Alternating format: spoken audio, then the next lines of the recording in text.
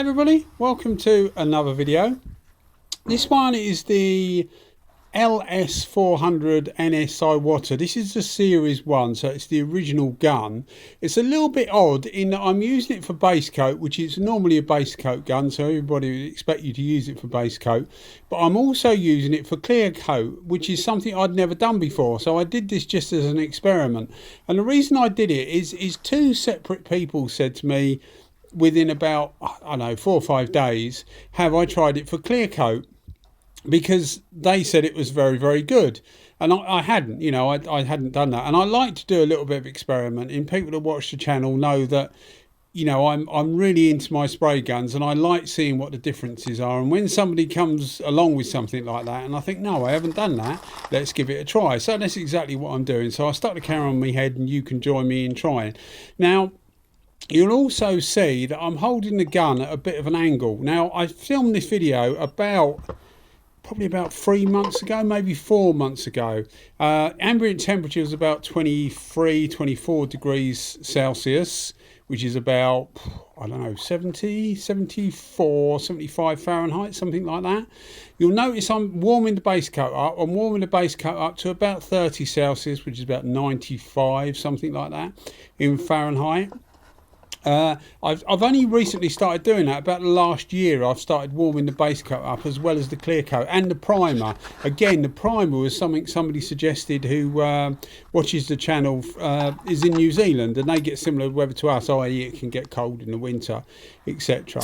And he said that he warms the primer up because it really helps, and it does. It helps it flow out, and it helps it go off quicker. It does really help. So I've taken to warming all my stuff. I've warmed the clear coat up for ages because it really does work. So I've taken to warming everything up. So you'll see me using the thermometer, and the idea is that you can see that it's warmed up. That's the idea of it. So back to the LS400. So you'll see me using this at a bit of an angle. And for those that don't realise, I got the original, the WS400 Series 2, which I had a few problems with. I'll put links to the videos in the description, so I don't have to go through it all again here. But I ended up having to put the original WS, the Series 1, at an angle. The actual air horns at an angle. So it means you have to hold the gun at a slight angle. And there's a reason for doing that. But as I say, if you look at the videos, you'll see that. And this was at a time when I was experimenting with doing the same thing with the LS, which is obviously this gun. So I've since got an LS400 Series 2, which I did an unboxing. I did a pattern test again. I'll put a link in the description so you can see, you know, what I'm actually going on about here.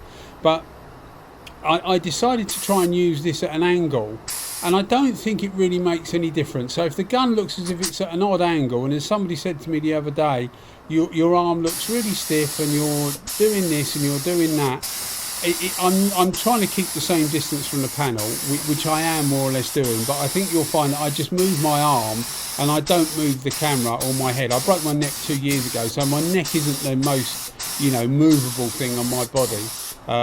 So it looks as if a bit odd sometimes, but I'm sure it's just the camera. It's not actually like that. But anyway, that's I'm just trying to put a bit of background behind what someone said.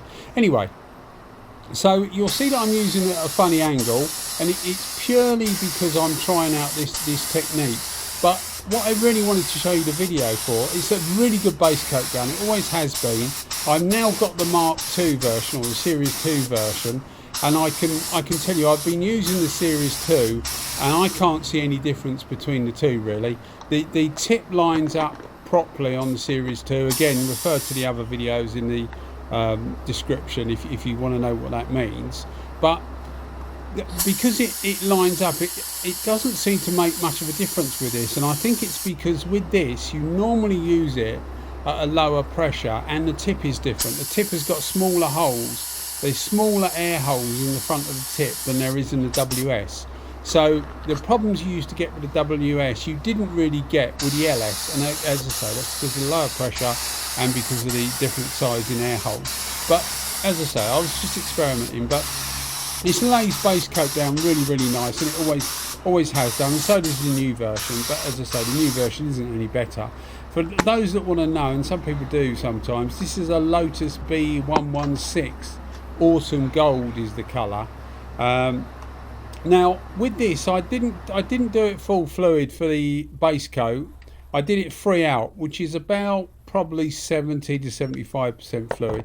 Nothing, you know, unusual in that. Some people want to do it in full fluid. It depends what you're doing, what the temperature is, etc. But I just chose to use it at free out.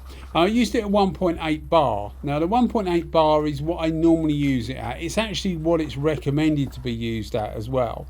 So there's nothing unusual with it. And I thought, well, when we do the clear coat, which we're coming to now, when we do the clear coat, I'll try it at 2 bar, which is normally what the WS runs at. Some people run it at 2.1, something like that. But normally you run it at about 2 bar, and it works absolutely fine as long as you follow certain parameters. And again, refer to the other videos if you want to know what that is as far as the WS is concerned. But I was quite keen to see what it was like, and you'll see the spray out pattern now. It was slightly wetter on one side of the fan than the other. You can see it, I suppose. So you see the bottom is wetter than the top. So I thought, well, okay, I'll still carry on. I'll try what it's like. It wasn't a disastrous pattern. So I used it at 2 bar for this coat, which is the first coat. And I just felt that it was slightly over atomising. Not the end of the world, because obviously the second coat is normally the one that counts. This is a Capsi clear coat, so it's a better quality than the U-Pol clear coat, but it's still regarded as a budget clear coat. But it's actually quite good. It's 6030, which is a high solids clear coat.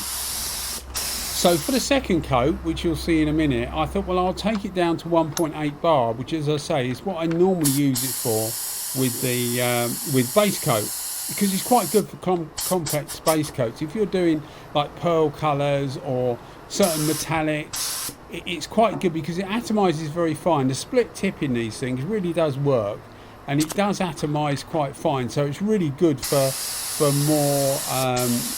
more difficult colours. You know, if you're prone to getting tiger stripes with certain colours, unless you get it really wet, these seem to help because they just really finely atomise it, and it just seems to, it doesn't lay it on heavier anywhere else, which is what gives you the tiger stripe.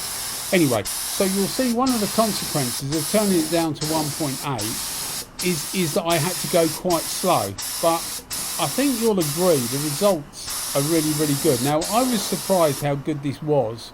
It's HVLP, so you normally hold a HVLP closer. You'll normally hold it probably 1 to 2 inches closer than normal anyway, and I felt the need to do that. It's difficult for people that are painters. They'll understand. As soon as you start, you realize that you need to go a bit closer, a bit slower, a bit faster, a little bit more pressure or whatever. You know that as soon as you start.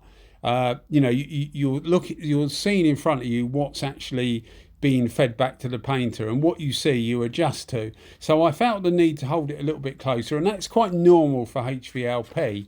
So I held it a bit closer, and this is the results. It was really, really good. I'm so surprised. It would be ideal for someone. Yeah, I mean, I wouldn't suggest going out and buying this just for clear coat, because, you know, I suppose you could use the WS. But if you want clear coat really, really flat, a really, really flat finish, and you're not worried about the speed, so this is going to be for someone that, like me, that does a lot of bike stuff normally, but something that wants really, really flat work, and they're not worried about how long it takes, really, because you'll see how fast I go. This isn't a particularly big panel. It takes about 200 millilitres of paint, which is, I suppose, about a standard panel, really. But, you know, it really, really was flat. It's the wrong colour, really. The second lot, this is, what's this? One day, I'm just looking at my notes. One day, this is 1 day later, and then the one in the sunshine, which is coming up in the second, is 2 days later. And I'm trying to give you an idea of what it looks like, how flat it looks, and it doesn't really come over. It's the wrong colour, really, to do that. But anyway, you can, I guess you can take my word for it. But it does really, really work. Lays it on really, really flat. So as I say, a bit odd really, because it's not a clear coat gun at all, but it really does work well for clear coat. As I say, they're quite expensive, so I wouldn't suggest going and buying one really, because there's other guns that are equally good at clear coat, I guess.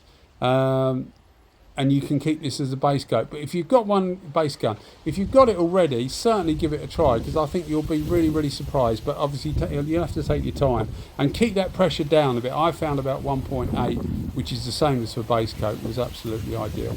Anyway guys, thanks as always for watching the videos. You keep watching them and I'll keep them coming. If you do enjoy the videos, think about giving us a subscription. Cheers guys, thanks a lot, bye bye.